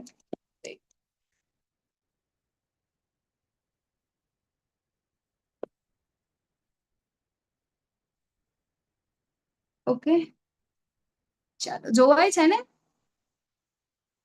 હરે હા કૃષ્ણ માતાજી જોવાય છે. જોવાય છે ને? ઓકે. જુઓ, તો આપણે જેમ જેમ ઉપર જઈશું ને, આ જો, બરાબર, ઉપર જઈશું એમ એમ આપણને ખબર પડશે આ છે કે આ દોરી ક્યાં સુધી જાય છે. જો, વૈકુંઠ થી પણ ઉપર અને છે અહીંયા સુધી ગોલોક વૃંદાવન ધામ. બરાબર ને? ત્યાં સુધી અહીંયા ગાડિયા જોવાય છે. આ પછી ડાયરેક્ટ ભગવાન પાસે, હે ને, અહીંયાથી આમ આવી રીતે આવતી આવતી આવતી આવતી આવતી છેક નીચેથી. બરાબર ને? તો શું છે, આપણું એક ને એક જ, માત્ર એક જ કામ છે. શું કરવાનું છે? તો આપણે બધું જ ભગવાનને અર્પણ કરી અને માત્ર હરે કૃષ્ણ મહામંત્ર ને આપણે બોલીને આપણે ભગવાનને પ્રાપ્ત કરી શકીએ છીએ. તો આટલો ઈઝી રસ્તો છે, તો આપણે શા માટે એને ફોલો ના કરવું જોઈએ? હવે આપણે એમ કહીએ કે આ જે ગોલોક ચાર્ટ છે, તો બધાને એવું લાગે કે આ તો હંબક છે, આ ક્યાંથી આવ્યું? બરાબર, આવું તો અમે બીજે ક્યાંય જોયું નથી. બરાબર ને? તો આના સંદર્ભ આપણને મળે છે. ક્યાંથી મળે છે? તો એ છે બ્રહ્મ સંહિતા. બરાબર, તમે લોકો જોઈ શકો છો અહીંયા. બરાબર, બ્રહ્મ સંહિતા 5.43. બરાબર, શું કે છે કે ગોલોક નામ ને નિજ ધામ તલે ચતેસો. બરાબર, શું કે છે કે અહીંયા ગાડી આખું જે આ ગોલોક ધામ જે છે, હે ને, એ આ જે ડિવોટીઝ છે લોકોએ કેવી રીતે બનાવ્યું છે? કે અહીંયા બ્રહ્મ સંહિતાના અંદર કીધું છે, હે ને, કે એની નીચે શું છે? ગોલોક ધામની નીજ તલે તલેસુ, એટલે કે દેવી મહેશ હરિ. બરાબર, તો એના નીચે શું આવે છે? કે દેવીનું લોક આવે છે, મહેશનું લોક આવે છે. બરાબર, એના પછી શું આવે છે? તે પ્રભુ નિત્ય વિહિતસ ગોવિંદમાદિ પુરુષમ તમહમ ભજામિ.